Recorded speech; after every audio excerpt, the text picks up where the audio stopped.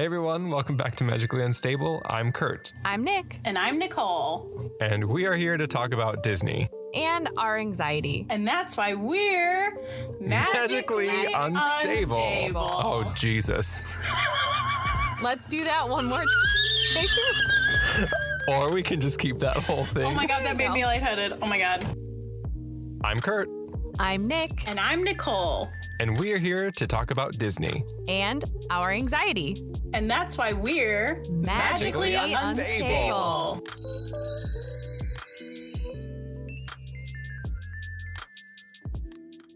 Alrighty, welcome back to our 10th episode of Magically Unstable. Hey! Wow, we're a decade old. We got a double digit up in right? here. That's the right Up number? in here. That's the right number? Kind of. So let's start off with our touch base. Nick, how was your week? I mean, like, it's a week and it happened. That is correct. It wasn't bad. It wasn't great. Had a lot of anxiety going on this week, which I'm actually going to talk about at the end of this podcast, so I'm not going to bore y'all with my anxiety now. But you know what? Like, we're here. We're at the end of it. Eligible for a vaccine on Monday. Yay! Not mad about that. Like, you know, like life is precious and here we are. So that's my week. Nice. Well, good. Yeah. Keeping it real. Nicole, how was your week, my dude? I don't remember it. It's just been a long week, so it couldn't have been that bad. Yeah, it wasn't awful. That's good. That's Yeah, great. That is good. It's starting to get to be warmer weather here. Oh my God, I hung a chair outside. I didn't hang it. My brother hung it. Nice. But yeah, we have a chair outside now. My roommate's cat tried to run away. That was an event that happened this week. Naughty. You Naughty also little got bastard. rejected for a vaccine. Yeah, I did. Twice. You know what, though? What are you gonna do? Third Twice. time's a charm. Hopefully. Third Fingers time crossed, is a man. charm. Fingers crossed. Fucking Wisconsin. Here we are. Great. Yeah. No, it was a week. I'll agree with Nick. I'll second that. Kurt, how was your It week? happened. It happened. Shh, it happened. My week was good. Nothing really to write home about or complain about, I guess. Our gym opened up at the apartment today, so I was there first thing when it opened. So that was nice. And you know what? Honestly, it was probably the most mentally stable my mind has been in the past year after being at the gym. It was very nice. That's good. I think it was a mix of working out, but it was also just like the fact that I was able to go to a gym again, and it's like kind of a sense of normalcy a little bit. So I think all of that combined put me in a really good spot. So I'm great. I'm really good right now. I had a Rose little bread bun thing just now, and I'm happy to talk about what we're going to talk about today. Great. You know, I saw Which is also super demented once we get there, but I guess okay. We'll get there. I saw your Instagram post that you were able to go to the gym, and like the part of my brain that knows like exercise is so good. Like it really, if you're able to exercise and that's something like you want to do, like it is like a known treatment to help alleviate some mental illnesses. But then my depression was like, no, your whole body hurts. You need to go lay in your bed and be sad that your friend worked out. So I almost got there, though. I feel like when you're at that part in your mental illness where you're starting to feel like even like picking up like a piece of clothing off of the floor is too hard, just push past it and maybe just like go for a walk, because like Kurt said, like it's going to hurt leading up to that moment of getting out the door. But once you're like out there and walking, it's like your body really does release like these feel good feelings. And not that this is a coping session, but Kurt, it made me really happy for you. Yeah, I mean, I'm also not like a huge at-home workout person. I think that when I'm at home, it's like my space that I don't want to. I don't know. I don't really know what the reason is. I was going to try to come up with something, but I can't. And it like I bought like weights from TJ Maxx and like tried to work out like in the living room. And Peter's really good about it, but I just like, I cannot, will not. I would rather lay in bed for 3 hours than work out in my living room. That's fair. That's fair. Yeah. So that's great. Nice. Yeah, that was my nice week. little tip for the beginning. That was really nice.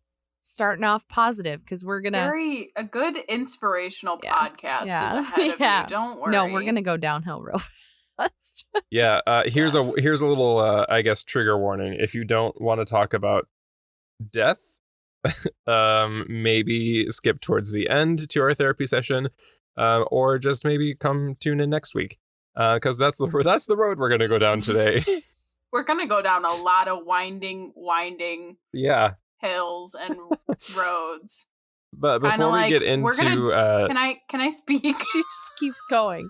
Nicole, go ahead. We're gonna go downhill like Lil Nas X. He went down a pole. He went down a pole. He didn't even go down a hill. We're dropping down a pole. Which, by the way, Lil Nas, we love you and we love your music. Yeah. Retweet. Everyone go stream Montero right now. Done. Call me when you want. Now. Call me when you need. Call me when you need. Hey. All right. Before we get too far down death road, let's talk about what the fuck do we call it? Housekeeping. Let's get into housekeeping. Housekeeping. I really need to get a better tune because I just say it with zero tune. But anyway, we're at our housekeeping section where I know I say this every time and it's probably getting old for you guys, but I say this every time. If you're new, welcome. This is where we talk about all things new Disney. And if you're not new, welcome back. You're going to hear about Disney news. So let's start with Kurt. What's happening over on the West Coast in Disneyland? Oh boy, do I have some news for you. It's nothing new. I just want to touch base on last week's episode of my housekeeping that I did. The whole like 3 third gate Disneyland news expansion, all that shit, because it's all fake. Oh no. So yeah, so I have had the time now. Literally, I've had the time to look into it. There's like a whole website that's up through Disney. Yep. There's like a whole bunch of shit that's out now. So nothing's happening at all. Like, not one thing is going to be built. There's no expansion. There's no lands. There's no new downtown Disney area. It's basically a political campaign for Disneyland that they started to change their zoning guidelines within the city of Anaheim. So basically what it comes down to is way back in 1994, the city of Anaheim basically zoned out all of Disneyland's property that they own. So only specific zones are designated for specific things. So like the theme parks can only be in a specific area. Parking can only be in a specific area. The hotels, like everything that's part of downtown Disney. Oh my God. It's been a year and I just now automatically say downtown Disney. So basically anything that is at the Disneyland Resort has to be where it is, which essentially limits Disneyland's imagination and growth, and they can't expand anywhere because they can't just use their property how they want to, basically. So that kind of sucks, but that's where all this really came from. So I think that's also why we're starting to see a lot of trends in park admission, because, you know, they're not able to expand, so they can't really charge, like they're not making money off of new hotels or new restaurants or new lands that they can have like shopping and dining and stuff in. Like there's no extra income that they're able to get. So I think that's very reflective of like the legacy pass holders and getting rid of annual pass and having a new system and like how much more expensive Disneyland tickets are than Walt Disney World. I think that's very reflective of that situation.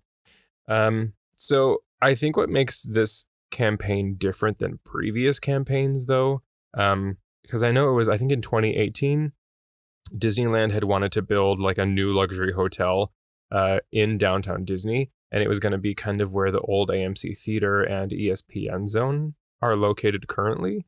But the city of Anaheim like slapped that down right away because they were like, okay, maybe. And then Disneyland was like, okay, well, we're going to build it, but then we want every tax incentive that we can possibly get. And I was like, not going to happen. So I think what makes this one different, though, is that basically just coronavirus. Like, that's really what makes this different. Like, the city of Anaheim, if you go to the Disneyland Forward's website, it basically states that they have the upper hand this time around, and that they're well aware that Anaheim, the city of Anaheim, is set to be at almost $108 million deficit for this fiscal year. And they're basically saying, like, hey, if you change our zoning things, these are all the things that we can do with that extra space, which will create more jobs, more tourism. A lot more people will be coming. We can raise our ticket prices because we have new events. And it's basically Disneyland's ploy is saying, let us do what we want with our property, get rid of our zoning things, and we're going to make more money for you to bounce back from this multi-million-dollar deficit that you have. And I think it's their goal with this political campaign of theirs to really entice everybody, like tourists, to just to make it more, just to make Disneyland more of a Walt Disney World Resort experience. Because, Disneyland is obviously very small, because a lot of it is because of these zoning rules. But a lot of people come to Disneyland for like a day or two. And I think that with this, they're trying to show that if they can expand, if they can build more hotels, if they can do all of this stuff, they can get people to have more of a Walt Disney World experience and make it so that people spend 3, 4, 5 days here in Anaheim spending money and doing all of that. So yeah, I just wanted to update that because it's literally nothing more than a political campaign. It might be only a political campaign, but if you get enough crazy ass Disney people excited about it, if they need, like, let's say 2 months from now, they're like, hey, we need 1 million people to sign a petition to, bring it. Like, people are going to be like, well, they said they were going to have Frozen and now we're not going to have Frozen in California. I have to sign it. So, like, it's smart. Yeah, like all of those lands are on the website, but it's like, this is what we could do with that space. Like, if you allow us to have this space, we could have a Frozen land. We could have a Wakanda area. I guess you wouldn't even need... There is a petition on the website. There's already one up there. I was literally just going to backpedal and say, like, with how culture is nowadays, like, you get enough people on the internet mad about something, it can change a whole company's, like, what they decide to do with, or I mean, maybe not the government, but like, you guys know exactly what I'm talking about. Like, yeah. And I was reading a lot of it is like Anaheim kept turning them down because they didn't want to be seen as like giving into corporate greed. And I think that they're in a position where they kind of have to right now. Like, I feel like if they don't make a plan for the future, it's just going to like slowly get back to normal. It just makes me laugh that a political entity is high-roading about corporate greed. Like, are you fucking kidding me? Like, quit your high-roading. Like, ugh.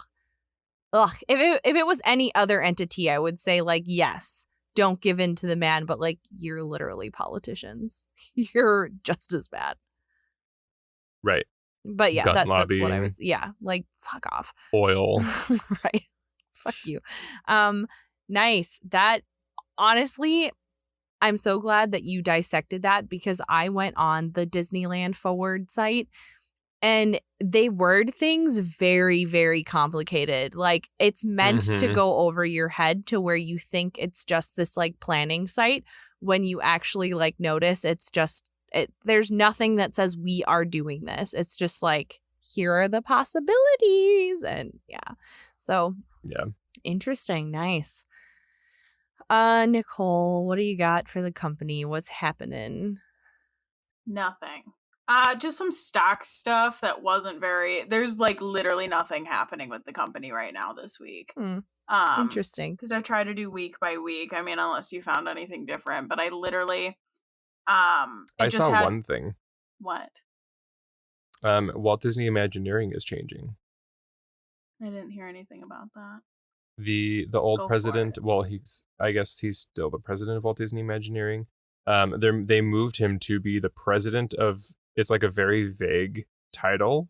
It's like a new experiences, like a continental new experience, Walt Disney Imagineering. And a lot of people are rumoring it that that they're trying to develop like pop-up Disney experiences instead of having Disney stores, which is why they're starting to close so many Disney store locations.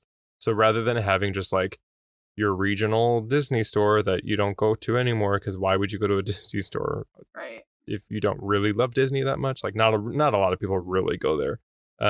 So they tested it in Shanghai, I believe. They and had I one in think Tokyo, too. And Singapore, maybe Tokyo. Yeah.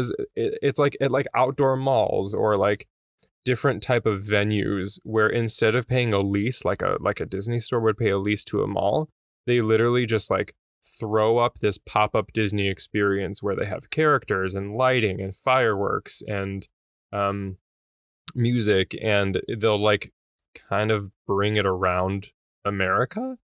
And kind of like a Disney on Ice kind of thing, but not Disney on Ice at all. Like like a touring thing, but it's like it could be like a drive-through experience, or it could be like a New Year's celebration somewhere. And so that's like the rumor that's happening with that. But the Walt Disney Imagineering has created an entire new department for this, and like I don't know what the vague term that they use to describe it is, but it's like a new experience, something. And I think where they're at with it is like trying to come up with a whole bunch of ideas, and then they're going to bring those ideas back to corporate Disney and seeing if they want to actually go through with anything. But the president of Walt Disney Imagineering is now the president of this specific division. So I think that means that they're like really heavily considering moving forward with an option from there. Interesting. But it's not set in stone. Nope. Because it's Disney. Yeah, I didn't see anything about that because all that fucking pops up for me is like Disney stocks this week and like mainstream news. Yeah, I didn't see it. But I did see that some dude very recently got arrested at Disney Springs. It's not really Walt Disney Company news, but he got arrested for refusing a temperature check. He snuck past it. And then idiot. And then he used the excuse, I spent $15,000 here. Aww. And they were like, sir, it's private property. And he was like, oh, hold on, let me get the quote. The quote is too good. Can you guys guess his skin color?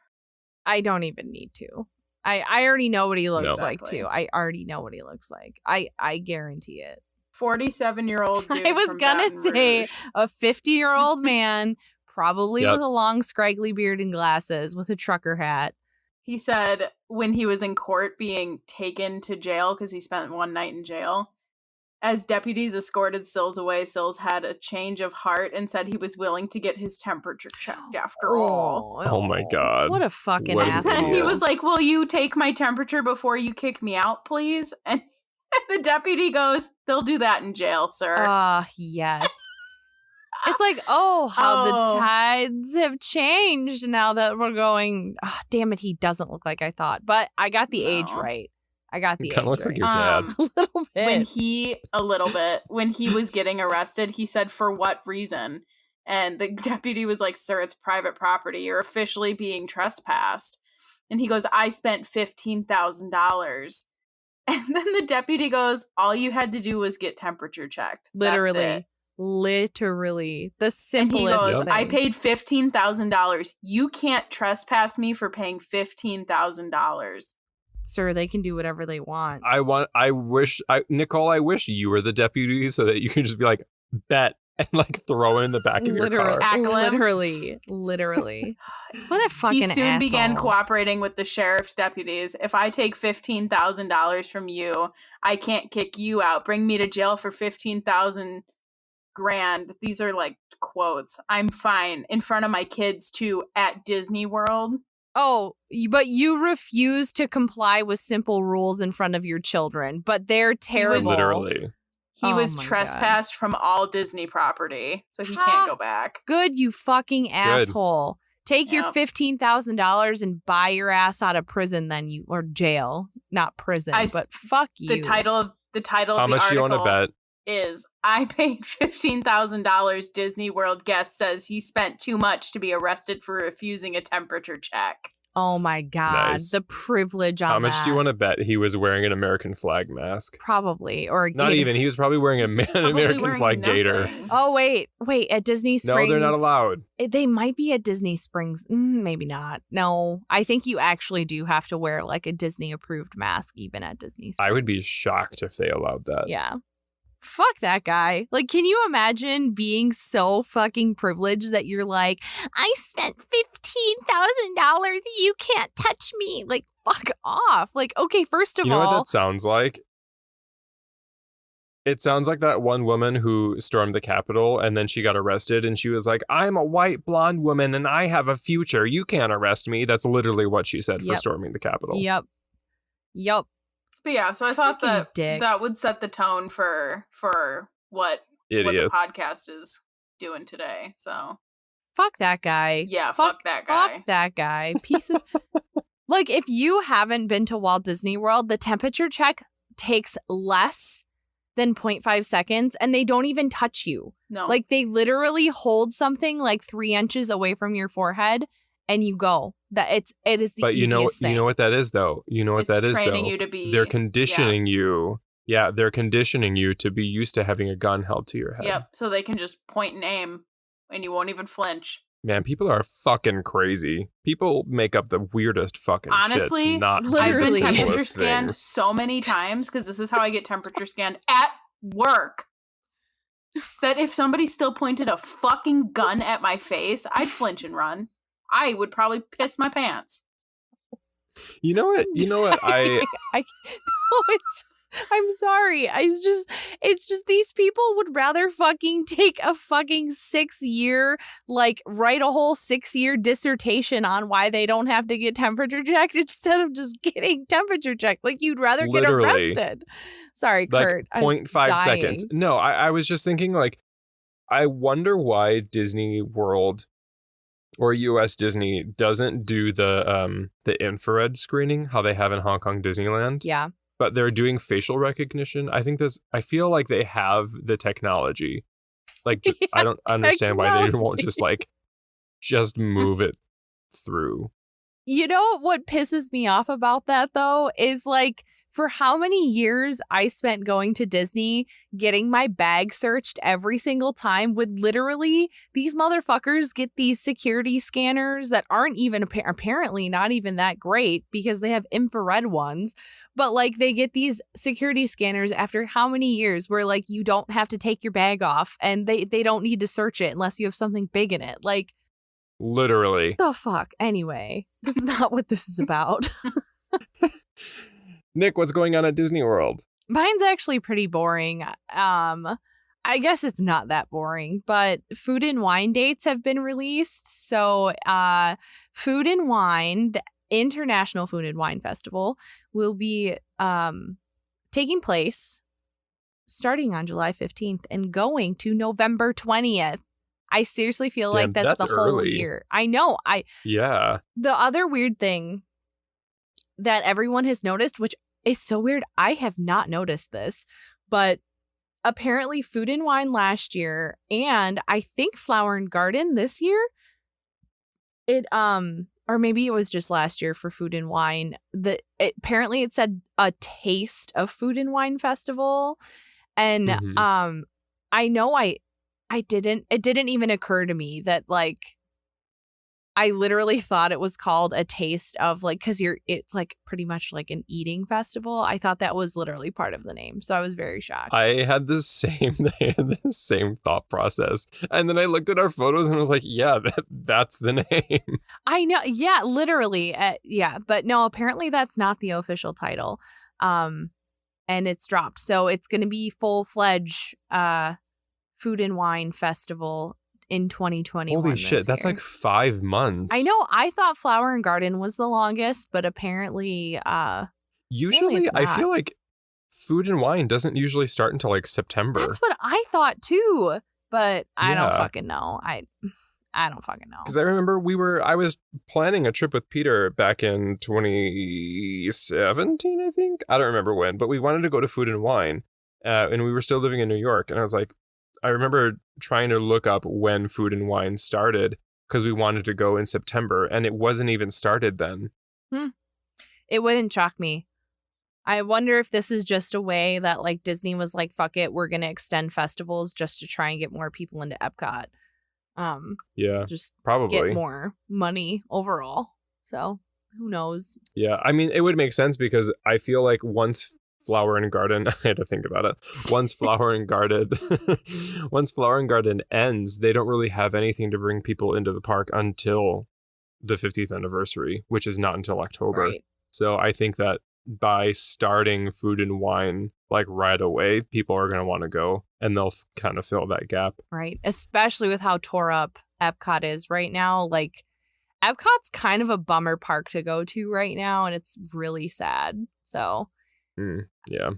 Makes sense. But that's all. There's marshmallow soft serve at the Pineapple Lanai in the Polynesian. That came out today. That looks so fucking good. I think they're only going to have it this weekend, though, because it's like Easter weekend. So I'm pretty sure it's like a peep. Yes, I'm going to make Michael go to the Polynesian with me on Easter, and we're going to go see. Get it. You should. Get it. I will. That's Alrighty, all. well, that's all for housekeeping. Let's go ahead and take a break, and we will be back with our death section. Bye. Great. All right, everyone, now that we're stopped, let's take a minute to shout out to our socials. Since you've made it this far, maybe subscribe to our podcast. You can subscribe wherever you're listening, like Spotify, Google Podcasts, Apple Podcasts, or whatever you're listening on right now. You can also follow us over on Instagram and TikTok at Foreverland Fairy Tales. And most importantly, if you want more Disney content, or if you want to listen to our podcast on YouTube, make sure you find us there. We're at Foreverland Fairy Tales, and just remember to subscribe. All right, let's get back to the episode. Okay, welcome back. Let's head right into this fun little section. so We already set our excited. disclaimer, so let's move past that. So We are excited. going to start a couple different sections. We have a lot of stuff planned for this lovely podcast for all you lovely people listening. Lucky So you this guys. is our first. Yeah, this is our first of that, and we are calling it our Disney Crew Nope. We are calling it our Disney True Crime series. Yeah, I know myself and Kurt have been obsessed with true crime since we were really young, and Nicole just really likes being involved in nosy tragic shit. So we all really bond over this love of true crime, and we were like, fuck, people have absolutely died at Disney. We should definitely talk about this. So like Kurt said earlier, this is your cue. Yes, this is your cue. If you don't want to listen, some of them are gruesome. Wait, no, we decided not to go with the gruesome ones, right? We'll probably Either way, trail we to talk that. about different ways people have died in the Disney parks. Yeah, so if you don't want to hear it, skip 25 minutes ahead and you should be straight golden, or we'll see you next week. Yeah. All right, so I have one story. I don't know about you guys, so who wants to go first? Oh, I don't know. I've got a couple. I would also like to preface this, I could easily sit here and talk about this all day because going through the list, so Disney doesn't have a list themselves, but people have compiled incidents that have happened at Walt Disney World. Incident report And list. they're fucked up, you guys. If you haven't looked into this, a lot of fucked up shit has happened at Disney, and a lot of funny fucked up shit has happened. So, Nicole has 2 stories. I wish I could tell 12 of them, but I think Same. I know. I think Nicole, let's start with your 2 stories because I only have 1. Cool. So mine happens in the good old Walt Disney World Park Animal Kingdom. from the ride Primeval Whirl in Dinoland, USA. Did someone's spine get dislodged on this ride? Because, like, it's pretty awful. Unfortunately, probably not. Oh, no. No. So, as all the 26 listeners that we have know, I fucking hate, I think, the entire Dinoland area. I just hate it. Dinosaur, triggered. I think I hate I had the pleasure of riding Primeval Whirl once. I don't know about you two, Nick, definitely, because I rode it with you. I was like, I'm pretty sure we went on it many times. Okay, well, I definitely have back and neck problems from that ride. I absolutely, that ride fucked me up. It's bad. So it's not funny. It's not funny. It's late. Well, if people haven't been on this ride, though, like, that's why it's funny to me, because if you have been on it, you know exactly what the fuck we're talking about. Like, Nicole, I don't know if you're going to describe the ride, so I don't want to talk about, like, the description if you were going to do it. Yeah, I can get into that a little bit. I only rode it, like, once or twice a couple years ago, so it's basically, like, you're sitting in this fucking half circle, right? They cram. Isn't it basically teacups on a roller coaster? Not really. Kind of, but bigger. No, and they worse. had a ride. So we're all from the great old Midwest. Six Flags. They had that ride, the King Corral or Mardi Gras. The Mardi Gras. Yeah, where they would King Chaos, and it would whip your shit around. Like sometimes it would just go loose and start fucking spinning on the tracks. Like you never know what's gonna happen. And Primeval Whirl, it's like, I don't know, you get hit by a fucking meteor and like it rips your shit around. You're just in this car with a bunch of people. It really does. If you weren't close to them before, you were now, because your spines are intertwined. And two cast members. You got spaghetti swine. Spaghetti spine. Nice. Yeah. Some noodles intertwined, whatever. So there were two deaths that happened at this ride when it was under maintenance. So it wasn't guests, but it was two cast members in their 50s and 60s. Damn. So I guess I will go in chronological order of when they died. The first one occurred in 2007, and it was this woman who was standing in an area off limits to guests when she was struck by a moving car and hit off the platform. Idiot. And Disney didn't report the accident to Florida's OSHA department until not shocked the night before it came out that she fucking died. But yeah, she passed away. Damn. Due to this ride, due to the fall, because she was just standing in the wrong place at the wrong time. She was 63. Yeah, so that ride, she got meteored right off. And it's not funny, Nicole. It is like, when I was looking for these, I felt really bad because most of the deaths in Walt Disney World are cast member deaths. But like, and I felt bad because some of them were literally like you cast members have been through enough, but like some of these were absolutely preventable. And while it's sad, like I couldn't help but laugh at some of them. And I'm sorry. So the second death, yeah, no, I get that, because I'm literally sitting here fucking cackling. They're absolutely going to come haunt my apartment now. Yeah, they are. The second death was a 52-year-old man. He was hit in the head. It was not disclosed how he was hit in the head or what he was hit in the head with. He was flight for life to the Orlando Regional Medical Center, where he then died the next morning due to said head injury. So if you didn't get the chance to ride Primeval Whirl, you never will. It's closing down. It is. Yeah. Nice. Yeah. And honestly, be very grateful, because it's not fun. We only wrote it specifically because we thought it was hilarious that we would get whipped around so bad that Like, So honestly, bad. I'm pretty sure one of us got whiplash on the ride. I'm pretty sure we all fucking got whiplash on that ride. It was not fun. It was like, when is this ride gonna end kind of thing. Mm-hmm. Could you imagine, like, fucking just getting hit by one of those fucking cars and just knocked They're to your big. death?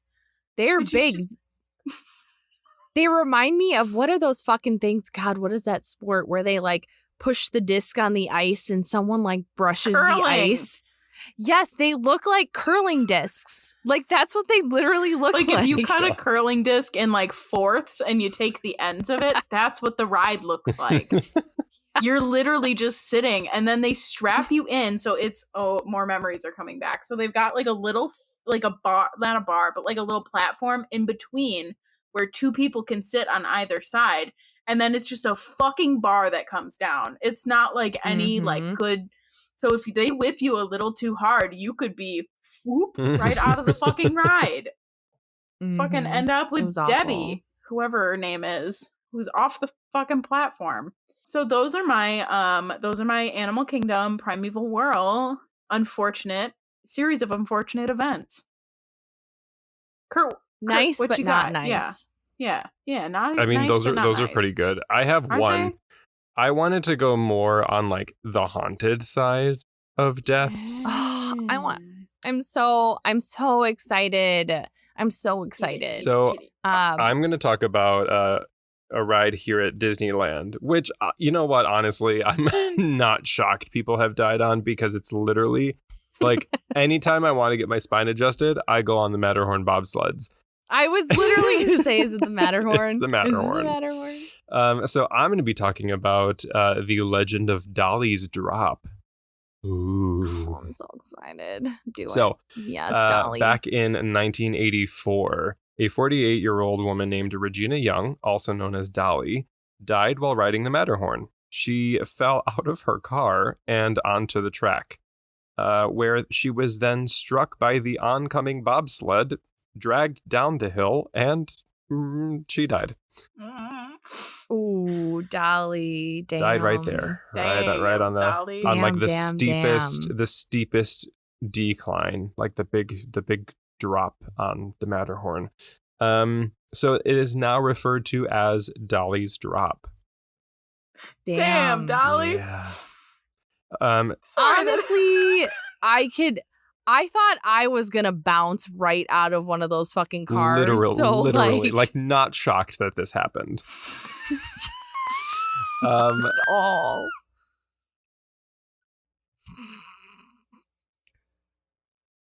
Nicole thinks Dolly's Drop is really funny. Yeah, not. Nicole. Now the first time you go, Nicole, Dolly, I'm manifesting she's gonna pull this. you out of the car. Honestly, literally whip her against the because wall. then you know where I'm gonna be greeted in the fucking afterlife is fucking by Lil Nas. I'm gonna take that entrance to the afterworld, right? And then fucking 63-year-old who got fucking hit by Primeval Whirl is gonna greet me there and be like, whap, whap, whap.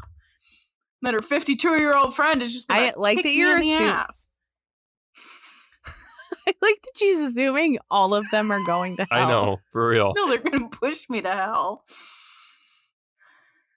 But you're saying all of these people are going to greet you in hell. You know, everything's fine. It's fine. Anyway, This is derailing. I'm going to bring it back to Dolly's Drop. So, so she was last seen. Wait, no, sorry. So she was in the very last seat of her bobsled car, and she was alone on the ride, and her seatbelt came undone. Nobody knows why, but her seatbelt came undone. I did look back in 1984. The seatbelt that was on the ride at the time was a tension seatbelt, so it was like, you know, the it's like a backpack strap, like when you adjust the arm, like it just uses the tension of the weight to stay in place. That was the seatbelt on the Matterhorn bobsleds. Like now they have those like cross the lap mechanical, like there's no way those are coming undone. And I still sometimes feel like I'm going to fly out of that bobsled. Literally. Imagine being held in by a backpack strap. I can't. I don't know what the ride's about. it would be Nick's drop. Like, I would definitely be dead. So nobody knows why the seatbelt came undone. They don't know if it was faulty, if it had ripped, or if she had just undone it and was like, okay, well, this is it. So Dolly's family tried to sue. Yeah, Dolly's family tried to sue the Disney company, and they actually won. They accepted a settlement in 1988. So 4 years after her death, they accepted a settlement of $5 million. Holy shiznits. Yeah. Wow, that's a lot of money. So this is where it gets a little creepy, which is why I picked this one. So according to cast members, Dolly's ghost haunts the entire ride, but specifically in the spot where the drop is. Yes, queen. Yes, queen. One cast member who worked at Disneyland as a ride operator in Fantasyland in like the early 90s, so pretty shortly after the incident, said that part of closing down rides is to do like an evening walkthrough where you walk along the entire ride and you pick up lost items like ears and hats and whatever else that could potentially be dangerous for the ride. And that's just part of like the closing down section of their night. So every time she would be unlucky enough to walk the Matterhorn track, she would start at the beginning of the ride and walk the entire track from beginning to end. And not once during that time did she have any strange or creepy feelings that happened at all, except for when she got to the spot right at the top of Dolly's drop. She went on record saying that every single time she got to the top of that spot, she felt like somebody was watching her from behind. And she would turn around and she would look behind her and nobody was there, obviously. So she would then call out to see if a friend had followed her or if people were like playing jokes on her, and nobody would respond. So she had this feeling and she just kind of like brushed it off. And as she started to like go down the drop, you would like walk down the little steps. She said that the feeling of somebody watching her turned into somebody following her. Ooh. She said, but when she made it down to the bottom of the drop, she would round a corner and the feeling suddenly subsided. As many times as she would look behind her, she never saw anybody standing there. And when she would get off, she would ask her friends if somebody was in the ride or if maintenance was up there, if anything. And everybody said that she was the only person doing the walkthrough. How petty. How petty of a ghost to just haunt that one spot. I don't think Dolly was ready to go that day. She's hanging hard to that spot where she's just like, it's my hill. Yeah, and the cast member said that it happened almost every single time she had to do the walkthrough of Matterhorn. It would happen in that exact same spot. Nowhere else in the entire ride would she get that feeling except for right at the drop. That's some Madame Leota shit. Yeah. That makes me think like, so you think about it. If you didn't know too, we're all I'm a little witchy. We're all a little weird. We like supernatural stuff a lot here. And if you think about it, like, okay. I'm a little witchy. We're all a little weird. Yes. I like that. Y'all is the best. So either Dolly didn't want to go that day. So like her death truly was like a tragic, like unknown thing, or she had been planning it all along and she always wanted to haunt the Matterhorn. Yeah. I mean, I would guess the latter. But there were rumors from her family because she was there with her family that day, and like her two little kids. There was like a family thought or like conspiracy. I don't really know what to call it, but the family thinks that she was trying to like check on her kids in the car, in like a different car or something, or like trying to get a picture of her kids or something. And as the car went down, because I mean, that ride is the first roller coaster. So the system, I mean, it was built, the original tracks, everything, it was built in like, when did Disneyland open? 1955. And it doesn't have any mechanisms really. It just uses gravity. Yeah. So there's no way to like know that you're coming up to the big drop. It just whips you around the corner and then down a hill. So that's fair. I think it probably like caught her by surprise and then yeeted her out of the back seat.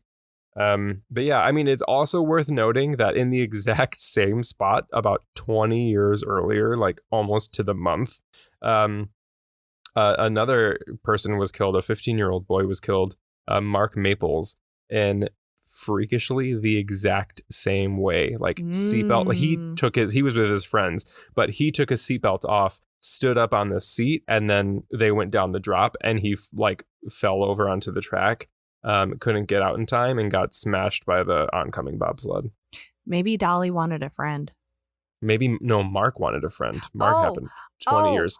Oh, well then the ride had to have been, this incident happened in the 70s, Dolly's incident? Dolly's in 1984. Okay, that makes sense, because I was confused because you said the bobsleds were probably built in 1955. And for some reason, I thought, wow, so not much has changed with the Matterhorn from 1955 to the 80s. Okay, I get it. Yeah. So Mark wanted a friend. Okay. Spooky. Yeah. That's my little haunting weird. At Disneyland. That's very weird that it was in the same method, in the same spot, other than, obviously, that's a dangerous spot, and I'm glad they have increase their safety protocol with the seatbelt. Yes. It's crazy. But that also like just shows you, like a lot of people think that it's okay if I dick around on this ride because I know these safety precautions are here, but they're only here. So, it's not going to happen to me, but like clearly it happens to people. I think a lot of it is like the mentality of like, oh, it's Disneyland or oh, it's Disney World. Nothing bad's going to happen. I'm on vacation, blah, blah, blah, blah, blah. I'm going to be fine. And then just kidding, you're dead. Wow. Spooky. Well, now I wish I would have known that when I went. But now when we go again, I can't wait to ride the Matterhorn again. Yeah. When we go down the drop, we can just scream Dolly. For her. Dolly! I just feel worse. I thought that she was like by herself when you said she was like by herself in the car. But knowing like she was there with her family, like, damn. That is awful. Yeah, I also thought sad. She was the only one on the train. Mm-hmm. I was just like, no, she was the only one in her bobsled, like in her car. Gotcha. So like that makes sense because you've never been there. The bobsled, it's not like a connected thing. Like it's a 1-seater or like it's like a 3-seater. Imagine like Spaceship Earth, but not all connected. Space Mountain. Mm-hmm. Yes, Space Mountain, but not all connected. It's interesting. Nice. Yeah. Great story. I love these. I was so jealous because Disneyland has the really good stories, like the spookier ones and like the old timey ones. So I love hearing that. But what do you got for us, Nick? Let's hear yours. Mine is a lot like yours, except it's not spooky. It might be spooky. I don't know. I just haven't read any spooky stories about it. So mine is, I wanted the most magical death on Earth, but I couldn't find anything like super like from any of the classic like magical rides, but I did find a pretty good one from Magic Kingdom. So I'm going to talk about a man who died on Splash Mountain. So this story, I really wanted to find I don't know. Like I said earlier, I didn't want to talk about like the death of a child because I think like they're the saddest because it's their parents' fault usually when they die. Like a lot of the stories I was reading, it was just like parent wasn't watching kid drowns, kid falls off, and like it's kind of sad.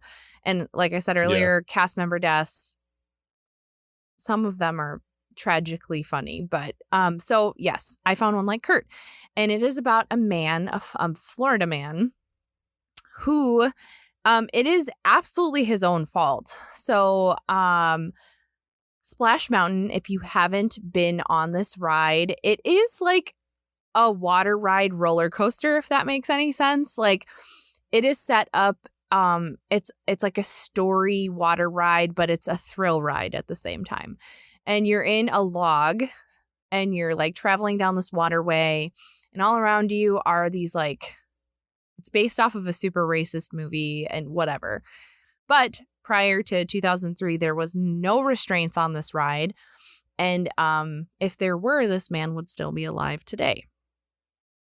So this man, he was a 37-year-old man from Florida. And I was reading this story of how the death all around was just like very bizarre. His name was William Pollock, and he was in the last row of the log. And it's there are 3 rows. I think there's actually in Walt Disney World, there's like 5 rows. There might be 4. I think there's 4. Yeah, there are 4 or 5 rows. And this man was in the last row. And his friends, like everyone in there with him, said it was very bizarre because like he was on the ride. And if you've been on Splash Mountain, like the beginning is very not calm is not the word I'm looking for, but it's not really a thrill ride until the very end. It's actually a pretty like calm, like fun, easygoing ride.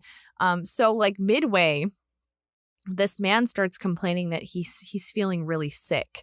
Like he's like, I'm feeling really sick. Like I can't be on this ride anymore. And apparently, now it didn't say where what part of the ride he was on, but it did say it was about halfway. So if I've been on Splash Mountain many times, and you really don't start to the boat doesn't stop very much like ever until the very end. Like it gets backed up, it slows down so you can see some really pretty like scenes. But in the beginning of the ride, you're kind of moving pretty fast down this river. And apparently halfway, this man just is like, I feel sick. I can't be on this ride anymore. And he got up out of his log and tried to exit and reach. Like I said, it didn't say where. Like literally some of the spots, like you would have to climb like up like a landscape to reach an emergency exit. And he apparently tried to reach one of the emergency exits, and he slipped or fell into the water and was struck by an oncoming boat. And he ended up dying of blunt force trauma to the chest. But like I was saying before, like, I don't understand how he was killed. Like, I could understand if it was at the bottom of the big drop or any of even the small drops, because these are very big vehicles. But think about when you're on like a river or in a lake. Like if there's a slow moving watercraft, even if it's a boat, like if it's going like 10 miles an hour and a boat starts coming at you and like you think it's going to like run you over, if it's going slow, you can kind of direct yourself. Do you know what I mean? You can like grab onto it even. I wonder, like it's not going to do harm. Right. I wonder though if it was at the part, you know, that part where you like go up and down like this. I know you can't see what I'm doing with my hands at home, but I like, do you know what part I'm talking about? It's like you're in the water and then it's pitch black, and then all of a sudden the track like goes like over like little bumps, like little like hills almost. It like does this with it. I think that's only at Disneyland. I don't think that part occurs in Disney World. I mean, there are some midway. You know what? I shouldn't say that. They're very small hills, but they're fast enough that if someone was at the bottom of the hill or even close to it, if you got hit with one of those, you could get whacked. Yeah. It's like in a random like middle spot of the ride where like it's water and then it's just those hills and then you go into more water. Yeah, yes, there are 2 small hills before you get to the big hill inside of the building. But I kind of wish that there was more information about it because I'm very nosy and I would love to know where it happened.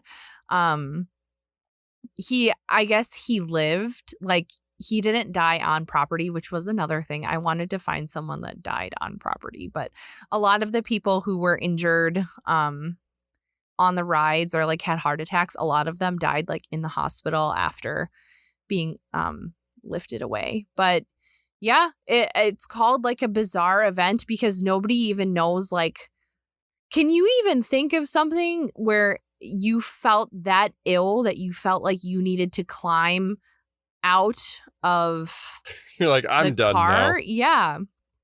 Like, Dinosaur mission space. but if you really think about it, like, you wouldn't. I know. And even if I had to like vomit or something, we all know I would just vomit on myself before I would even get out of my own car. Right. So yeah, this is, I guess, one of the reasons why they decided to. This incident was why they decided to crack down on all restraints on all rides. A lot of other rides got.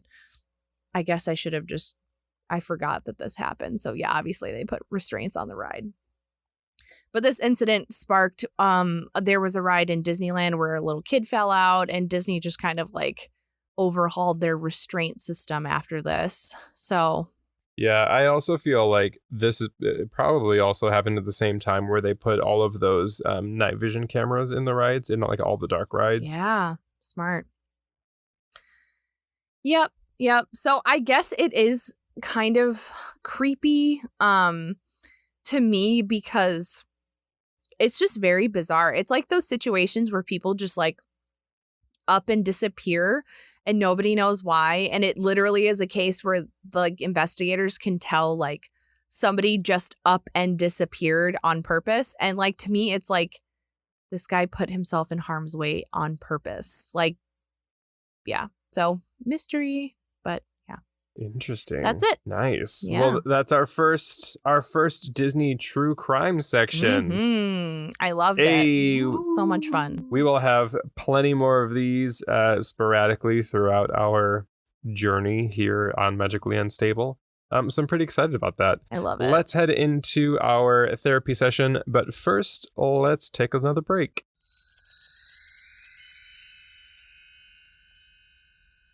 All right, welcome back. Let's dive right into our therapy session this week, and I believe that belongs to Nicole. Yeah, it sure fucking does. Nice. Let's hear your therapy session. So, I am going to talk about the pieces of shit, the entitled pieces of shit that should rot in Disney property. Go off. Okay? Nice. So- I don't know the context. So it made me think about like, it. what are you talking about? It made me, events that happened, I think yesterday, Nick, to you, made me think about how awful people are at Disney. When you got cut They're off pretty in terrible. line for the monorail. That dude. Yeah, people are assholes. Yeah. And it brought me back to when we were all in Disney together and we were getting in line for Expedition Everest. No. So it was pretty busy. Yeah, that was bad for all of us. It was it was pretty bad. So we're walking briskly to get in line for Expedition Everest, right? Because they've got the 6 feet apart markers, right? And so I'm very non-confrontational. If somebody wants to cut me off, if somebody wants to fucking take one of my kidneys, whatever, I'm just going to let it happen because that's who I am. And Kurt is not that way. And so Kurt is not that way. I am that way. Kurt is not that way. So we are walking to get onto our marker, and this woman and her 2 fucking ass kids and her stupid ass husband get right onto that marker. And we were like, I'm not defending her at all. That's not what happened, though. I will say, Expedition Everest line is very confusing with the markers going all the way out on the walkway, and people can't tell the difference between the traffic of people walking on the markers and just the traffic walking right. by. So that's what happened. But we were. It happened in. It happened right at the exit of Expedition Everest, where we were stopped. There was another group in front of us, on like the line. Like on the other side of the walkway for the exit. And You're right. As we started to move forward, they came in line. They cut us right in line, which I understand. So there was like a division in the line where people from the exit Right. could exit, and Right. we could move forward as a dot opened. Yeah, Yes. and like, which I understand is confusing. But then when I say, hey, the line starts back here, and then you get defensive and say that you've been here the whole time, I'm not going to have that. But continue, Nicole, on your therapy session. So we're in line, right? And this bitch and her family walk up to the dot that we were about to move up to because, as we just explained, we were split by the exit. It was kind of a blur for me because I black out in confrontational situations. So thank you for the added details. So we're in line with this bitch. We're stuck fucking next to her. They break down Expedition Everest. It's the literal worst. It's Because like she when your kept- mom and oh my dad God. fight and make you go out to dinner with them afterwards, and Or it's like so when you have bad. road rage and like you flip someone off and then they end up right next to you at a stoplight. Oh my God. She kept shit talking and looking at us. And we were like, The are entire you fucking time. kidding? She kept going, well, just Literally the go in whole front time. of me then. We'll just go and we didn't cut, but just go in front of me, making it our problem that, Right. she's Had to a gaslight bitch. us. Exactly. Again, and guess what color her skin was? White. And her kids were just standing there like, oh, fucking here we go. She even had, They wanted to she die. even had like a slightly longer Karen haircut too. I remember She it did. was the She brown did. She short did. hair. Her excuse was that they were already there. They were already in line. Yeah. But her husband just came back from putting a stroller away. And I was like, I literally had an interaction with the family in front of you who was originally in front of us in line. Like, I know you weren't. Mhm. I literally had a conversation with them. For Sorry, this adult is children. your therapy session. No. You go ahead. This is kind of all of our, because I was going to do anxiety and Disney, but I want to save that for another time. So this is kind of like a good one for all of us because these are situations that we all like, it happened to together. Right. But also to even solidify our case is ya bitch knows where all the stroller areas are for all of the queues, and the stroller area is directly across from that exit crossing path. So that means that they were all probably putting that stroller away and walked directly from it and came into line. She had in that exit exactly. point. teen children though. They were like teens. So There was one that was probably like 8, maybe. There was one. And Remember, like they Michael may have hung had back a and like stroller. made sure he went to go get a stroller. Yes, Michael. I also want to talk about the goddamn ferry boat. Okay. So again, when we were all God, there in and I September- just like, I don't understand why she kept, like, why did she feel the reason to just continue to talk about it in line? It was like it was continuous. We were stuck for like it was 45 just minutes the in line entire next to her. thing. And I'm also not, like, if you're not going to let it go, I'm not going to let it go. Like, I've let it go, but Kurt did not. if you're just going to Kurt did not I let it wanted go. if you're just vomit going to the whole keep time. bringing it up and like saying shit about us right in front of us, like, I'm going to say something back. Like, don't be an asshole. Yeah. She kept doing Like, like it was that. unnecessary. She kept doing the white mom crossed arms, stomping her foot and looking back at us, and then would look back at her family and just go. Yeah, and just say But it's shit. also the fact she couldn't admit, Yeah. or I'm sorry, the guilt that she felt, it honestly was probably a mistake where they really maybe didn't realize that the line was back there, but because they're privileged people, they were like, we're not going to admit that we're wrong. We're just going to make it up. It was that like guilt of probably knowing they did something wrong. And instead of being like, oh my God, I'm going to take responsibility, they were like, right. nope, we're going to turn that guilt around Or on even, them. or even just having the mindset of like, I'm right, you're wrong. There's no way that you know, I could have cut you in Mhm. line. When there's literally a line behind us, and then to gaslight me Mhm. and say that I've been here the whole time. When like I said, like, I literally had a conversation with the family in front of them. Right. Yes. I remember because it was like a family. I remember I can see the family in my mind's eye You know right what now. frosts my buns a little So, bit more yeah, that was a good about one. that whole situation is they got the front row of seats too. They got the front They did. Yeah. Those would have been row. our seats. Fucking asshole. I Stupid hope bitch. they're one of the 26 listeners. Fuck you, family in front of us at fucking Expedition Everest. I hope that the entire family ate something bad and they all got food poisoning and it ruined the rest of their day. I hope it was the first day of their trip. No, they and it definitely are ruins- listening. I hope they all get vertigo. Yeah. Fair. No, No. they're not listening to our podcast. They're too busy listening to Ben Shapiro's podcast. Right. Why would they listen to ours? Right. Yes, but on to my second, the ferry Mhm. boat. Pre-pandemic, during the pandemic. I fucking So hate the we'll ferry start with boat. during the pandemic, just because it's like, it's here, it's where it's at. A shared my experience. God. So Mhm. you get a dot to stand on with your party, and they're spaced apart. Yup. So if you are unfortunate enough to get the middle of the boat, that doesn't mean you get to come encroach on my area. Encroach. You're right. You said it right Whatever. the first time. It does not mean that you get to invade my space at the fucking side of the boat. Sorry, you should have either picked a different spot in line or cut in front of us. Right. And you don't get assigned a dot. It just You just go No, find You one. can pick whatever you want. Yeah. right. Oh my God. And then the people who fucking walk to the front of the ferry before it's even parked and will shoulder check you in order just to get off of it. My favorite thing, We're all going to the same place. literally, my favorite thing is when they have, for the pandemic, they had those gigantic, crossed out banners that said "Do not sit on the benches," and everybody would just sit on the benches.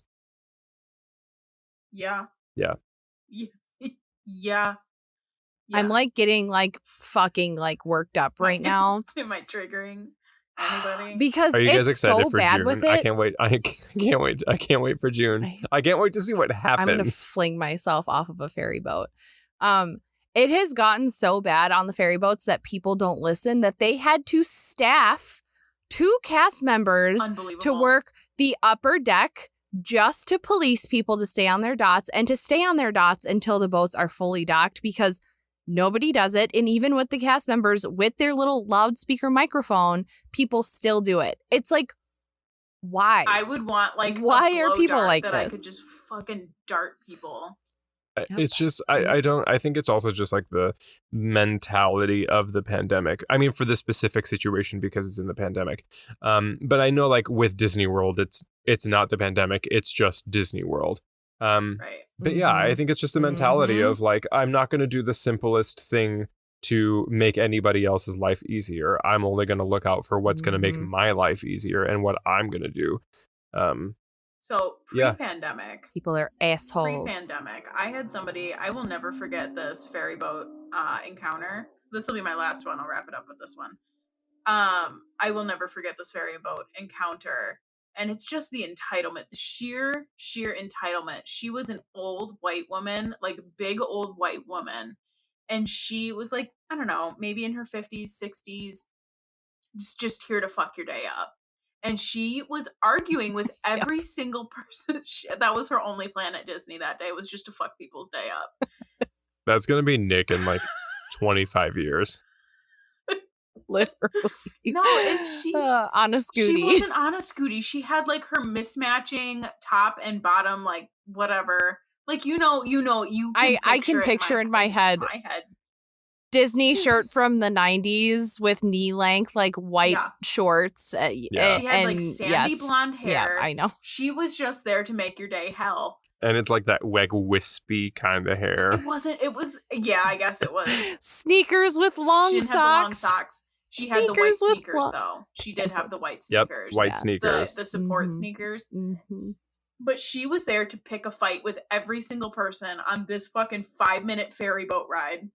She elbow checked, pre-pandemic where you could walk to the front of the ferry boat and just gather in a herd and wait. She elbow checked the wrong person.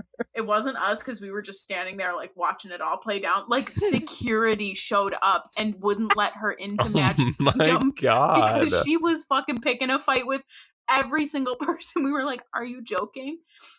It was unbelievable. The entitlement, you Maybe what is the Nicole. purpose? Maybe she spent What purpose are you serving $15,000 right at now? Magic Kingdom.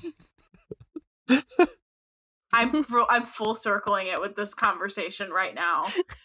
She I can't. I just picture like someone being like, I'm gonna go to Disney World and literally be a flying That's what cunt she to did. every, like, She that's got in my a goal fight for the day. She was shorter. She was probably in her 20s. She had colored hair. She was ready to fight this fucking old lady. Anything that came out of her mouth, she was turning around with a fucking comeback at her. And she was the one who went to security and reported her, and 2 security members, after she scanned into the park, tracked her down right under the bridge, right into the like opening, and they were like, you're not coming to the park today. Like, no, sorry. You can go be sad somewhere else. Yeah, I love that. I will never forget that. Fucking people, man. I stood there in disbelief. I was like, are you fucking serious? But yeah, that's my Nice. therapy session. Don't be a Wow. fucking piece of shit. What a good therapy Otherwise, session. Disney security will throw you out. And the sad hopefully. thing is, I probably could dedicate, like, I could tell you guys a story each episode, and we could go for at least 3,000 episodes, and I would still have stories. And the sad thing is the pandemic hasn't made it any better. Entitled white people going to Disney, it's the That same. was my favorite. It doesn't I think matter that was when. my favorite encounter, though. Was that woman? It was like being in the fucking. That was like the Matrix, She's dude. just It was like, weird. I'm done. Fucking Twilight Zone. I hope that happens. It felt like an hour and a half long. I boat can't ride wait. because they like held us for a second. She would just like they were screaming at each other. It was insane. I was like, why is this thing? It was like rope drop Magic Kingdom, and I think she was trying to get to a ride. It was fucked up. It was stupid. Fucking bitch. Well, she didn't make it anywhere. She got kicked out. Forcibly removed.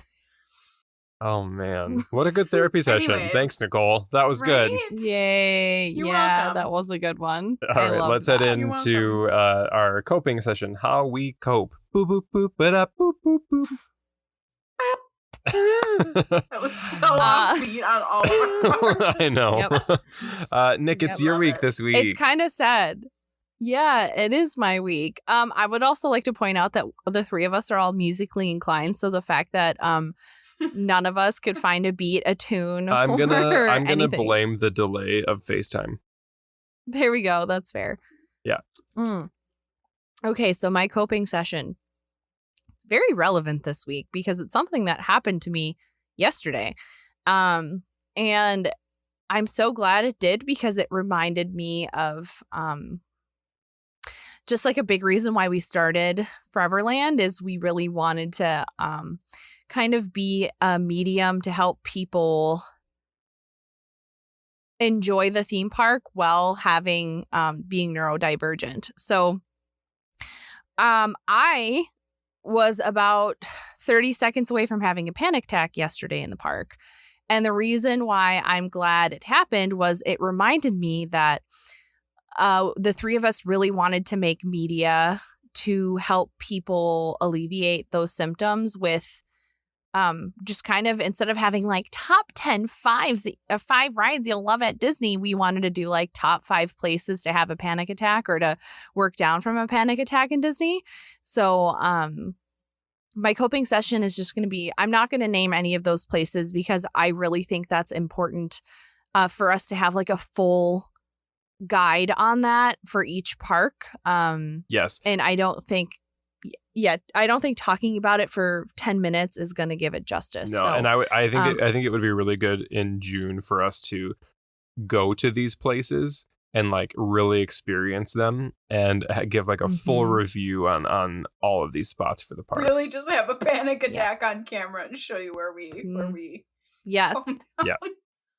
But I will say, side note, really, really, really quick, if you are having a panic attack in the park, and you are maybe by yourself or you're with people that don't know how to deal with it, like, I know this is going to sound maybe weird, but like, you're more than welcome to message us on Foreverland and ask us questions. Like, if you don't know, Foreverland Fairy Tales is the umbrella of what we are. We're magically unstable, but it's like our business name. And on Instagram, like if you guys are ever having issues with your mental health, like just message us. For right now, you know, we won't bother you we won't make you toss a coin to the witcha for our advice. But no, we would never do that. But if you're looking for like advice in the park, like just message us on Instagram until that guide comes out. So if you don't know, you probably do, because we shout out to our boy Mike from the Park Prodigy all the time on here. Kurt and I work for a travel company called the Park Prodigy, and a big part of my job is being a videographer for him in the park. So I will go to the park sometimes for yesterday I was there for 6 hours taking video, and let me tell you, some of those situations are not fun for people with anxiety. And I had pretty much like pushed myself as far as I could go, and I had to get footage. So if you guys have ever been to Magic Kingdom, like there are some rides that there's nowhere to stop. So I needed to take footage of like the outside of a ride. And you guys know how pleasant and understanding people are in theme parks. So, you know, when you need to stop for 30 seconds, you're not going to do that in the flow of traffic. And I was getting really stressed out because I knew Kurt needed this really important footage for a video he's making, and I could not get good shots of the outside of the rides. And it was literally like the last ride. I was going to Tomorrowland Speedway, and I just needed the outside of that ride after having extreme anxiety all day about not being able to stop and like take video of anything. Even though I would like to say my videos are literally 30 seconds long. Like, I'm not saying, like, they're literally 30 seconds, and nobody has patience to let me stand somewhere for 30 seconds without having a literal meltdown. Even the TikTok footage that you sent me to post, like of the goofy water art, the custodial art thing, like, I almost put the caption on that TikTok as it's the person walking in this man's artwork for me. It. Like the fact that the guy couldn't even like take a second and stop, or like look and like, oh, this guy's making artwork right now, let me walk around him. No, I'm gonna walk through his fucking artwork as he's still drawing it. Yep. So it is that's the entitlement for me. Sorry. No, it literally is. It's I don't know why. I don't know if people's like patience level has just decreased to almost nothing nowadays. Like people literally don't even like it if I take an extra second or two to walk from my social distancing marker to the next one. Yep. If I'm just like taking a second, like people can't even wait. I'll have people standing on the line with me still on it. Like it's awful. And that was happening all day yesterday.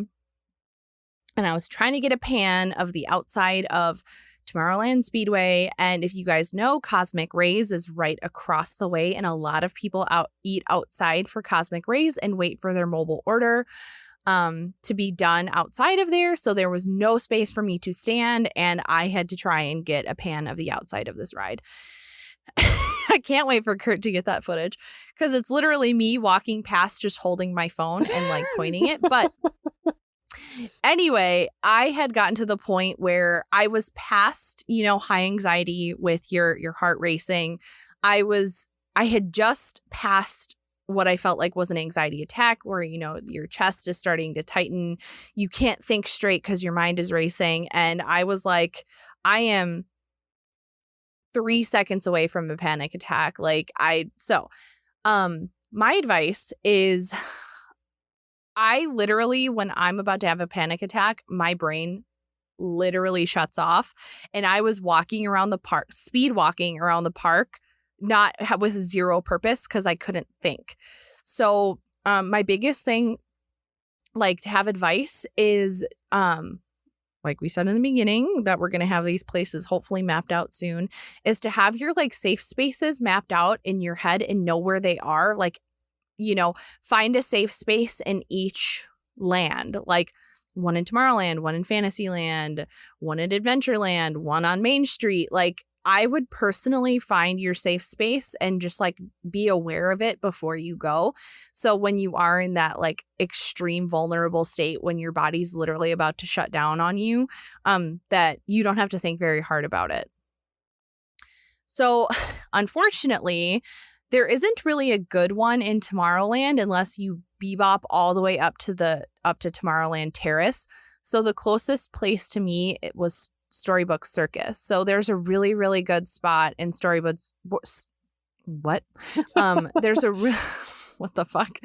There's a really good spot in Storybook Circus. And even though my brain had shut off, my feet just walked.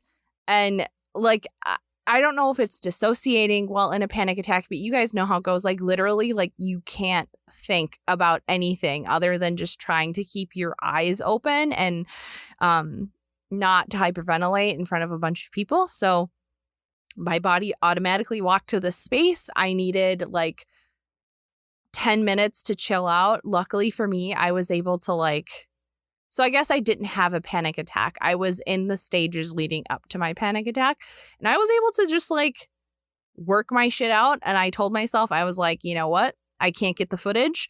I texted Kurt and I was like, hey, this footage, some of it might not be great. And that's all I can do right now. I can come back. And I decided to just take control of what I could.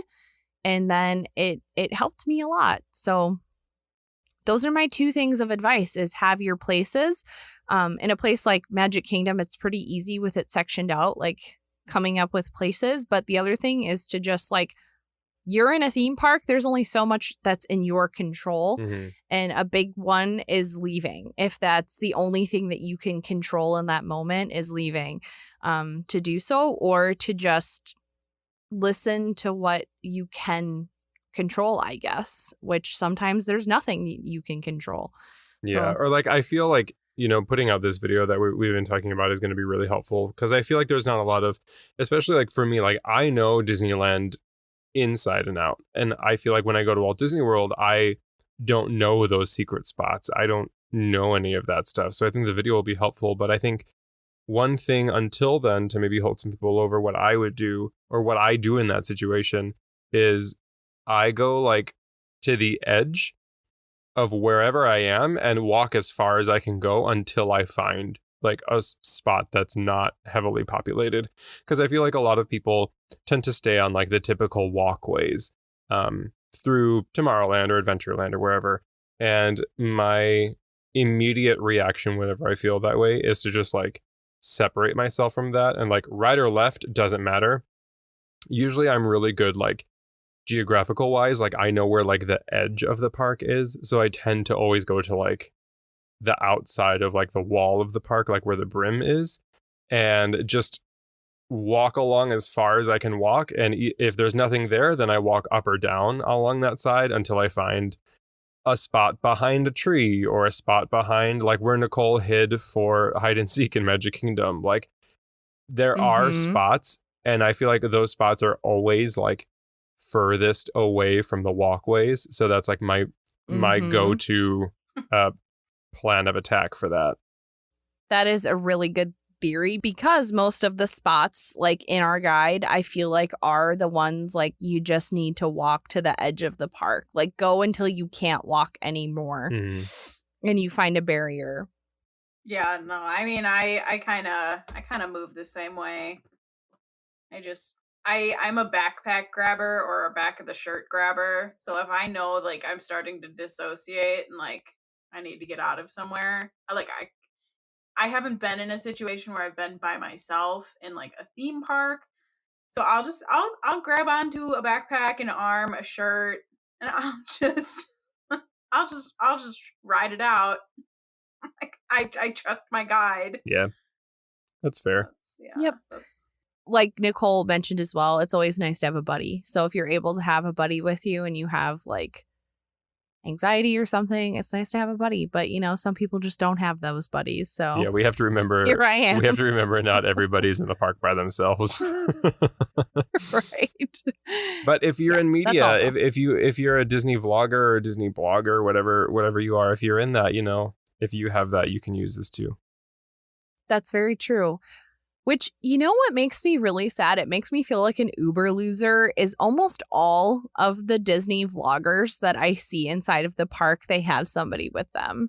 And I'm like, I do that. The literal face I just gave you guys. I stare off into sadness, misty-eyed. I see that too. And I think something that like, I feel like part of it makes me sad and like, I like feel like a little like FOMO. But another part of it is I feel like they're all friends. Like all like the popular Disney vloggers are all friends. And I also feel at the same time, like, one, I don't want to work to become friends with any of them because that's just me and my social anxiety. But I also would rather go to the park sometimes by myself and just get what I needed to get done without having somebody like, because I also feel bad. Like, I guess the only situation that I have to compare to is like when I go to the parks with Peter. But like, I feel bad that I'm not like enjoying my day with Peter or enjoying my day with really whoever I'm with. I mean, you know, you and I went to Disneyland and we filmed a bunch of stuff here and it was fun, but also at the same time, like, I wish I had memories of us just in the park, not memories of us filming stuff. Which, if you can't tell, Kurt and I are not vloggers. We are vloggers, but we are literally not vloggers. We're not built to be vloggers. And we apologize for anyone who had to ever watch a vlog video of ours because we are not vloggers. But yeah, that was a good coping session. I like that. That was nice. Yeah, so stay tuned for that video. I literally cannot wait to, or it's probably going to be a series of videos, but I'm really excited for it. All right, guys. Well, that's going to wrap up our episode. Thank you so much for listening yet again. Another week. No, just keep talking. I was going to have it be our background music. I was going to say, that's going to be our new exit music. No, Nicole, I do not want you to beatbox. Were you just spitting into the microphone? Literally, it's just like you're like... It's my microphone. Oh, man. No, I was beatboxing. All right, guys. Like we said in the beginning, I'm Kurt. I'm Nick. Time for us to go to bed. I'm Nicole. And this is Magically Unstable. Thank you so much for listening, and we will talk to you next week. Bye. Stay magical. Forever. For life. Retweet.